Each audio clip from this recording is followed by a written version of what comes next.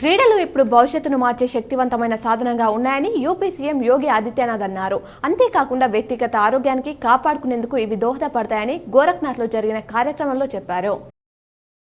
CB గేట్ 2024 first phase counselling ఈ నెల 12 నుంచి ప్రారంభం కానున్నట్లు అధికారులు తెలిపారు. ఈ నెల 21 వరకు సర్టిఫికేట్ వెరిఫికేషన్ కొనసాగనుంది. సవరణలకు 26 వరకు అవకాశం ఇవ్వగా 27 నుంచి 30 వరకు వెబ్ ఆప్షన్లకు ఛాన్స్ ఇచ్చారు. సెప్టెంబర్ 4న మొదటి ఫేజ్ సీట్లకు అలౌట్ చేయనున్నారు.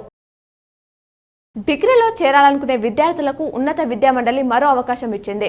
Dosa special phase self reporting గడువును ఈ నెల 13 వరకు పొడిగించినట్లు చైర్మన్ లింబాద్రి తెలిపారు. నిన్నటితోనే సెల్ఫ్ రిపోర్టింగ్ ముగియగా మరో 4 రోజులు పెంచుతూ నిర్ణయం తీసుకున్నారు. పారిస్ ఒలింపిక్స్ లో కాస్యం సొంతం చేసుకున్న అమాన్ 11 ఏళ్ల వయసులోనే తల్లిదండ్రులను కోల్పోయారు. మేనమామ సుధీర్ చేరదీయగా రెజ్లింగ్ పై మక్కువ పెంచుకున్నారు. కోచ్ లలిత కుమార్ వద్ద శిక్షణ ప్రారంభించి 2021లో తొలి జాతీయ ఛాంపియన్షిప్ టైటిల్ గెలుచుకున్నారు. నిజంగా పంట పండించే రైతులకు రైతు భరోసా అందాలన్నదే తమ ప్రభుత్వ ధ్యేయమని మంత్రి తుమ్మల నాగేశ్వరరావు అన్నారు. గత ప్రభుత్వం చేసిన తప్పులు తాము చేయబోమని రైతులతో సమావేశంలో చెప్పారు. రైతుల నుంచి అభిప్రాయ సేకరణ పూర్తయిన వెంటనే అర్హులైన వారి ఖాతాల్లోకి రైతుల భరోసా నిధులు జమ చేస్తామని పేర్కొన్నారు. నిజామాబాద్ జిల్లాలో ఎలక్ట్రిక్ బస్సులు ప్రారంభానికి ఆర్టీసీ అధికారులు ఏర్పాట్లు చేస్తున్నారు. ఇప్పటికే 13 సూపర్ లగ్జరీ ఎలక్ట్రిక్ బస్సులు చేరుకున్నాయి. శుక్రవారం ప్రారంభించేందుకు ఏర్పాట్లు చేశారు. కొన్ని పనులు మిగిలి ఉండటంతో ప్రారంభోత్సవ కార్యక్రమం వాయిదా వేశారు. బస్సులకు ఛార్జింగ్ పెట్టడానికి 11 ఛార్జింగ్ పాయింట్లు పూర్తయ్యాయి. నేడు శ్రావణ మాస తొలి శనివారం. ఈ రోజు ప్రపంచంలోని అతిపెద్ద వెంకటేశ్వర స్వామి విగ్రహం ఎక్కడుందో తెలుసుకుందాం. ఈస్ట్ ఆఫ్రికాలోని మాషస్ దేశంలో 108 అడుగుల శ్రీ వెంకటేశ్వర స్వామి వారి దివ్యమంగళ విగ్రహం ఉంది. శ్రీనివాసాచార్య బదరికాశ్రమంలోని హరిహర దేవస్థానంలో ఈ విగ్రహాన్ని నెలకొల్పారు.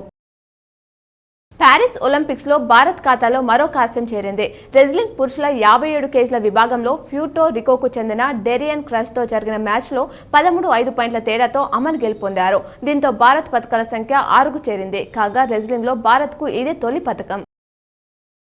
ప్రధాని నరేంద్ర మోదీ ఇవాళ కేరళలోని వయానాడ్లో పర్యటించనున్నారు. ఉదయం 11 గంటలకు ప్రత్యేక విమానంలో ఆయన కన్నూర్ చేరుకుంటారు. అక్కడి నుంచి బయలుదేరి కొండ చర్యలకు విరిగిపడిన ప్రాంతంలో హెలికాప్టర్ ద్వారా ఏరియల్ సర్వే నిర్వహించనున్నారు. ఆ తర్వాత బాధితుల ఆశ్రయం పొందుతున్న సహాయక శిబిరాలకు వెళ్లి వారిని కలవనున్నారు. నిజామాబాద్ జిల్లాలో పలువురు ఎస్ఐలకు స్థానచలనం కలిగిస్తూ ఐజీ శుక్రవారం ఉత్తర్వులు జారీ చేశారు. మల్టీజోన్ 1 పరిధిలో 40 మంది ఎస్ఐలకు స్థానచలనం చేస్తూ ఉత్తర్వులు వెలువడగా ఎండీ యాసర్ హరత్ కు 2వ టౌన్ ఎస్హెచ్ఓగా అక్కడ పనిచేస్తున్న రామ్ ను సిరికొండ ఎస్హెచ్ఓగా బదిలీ చేశారు. 3వ టౌన్ ఎస్ఐ ప్రవీణ్ ను ఆదిలాబాద్ జిల్లాకు, శ్రీకాంత్ 4వ టౌన్ ఎస్హెచ్ఓగా బదిలీ చేశారు.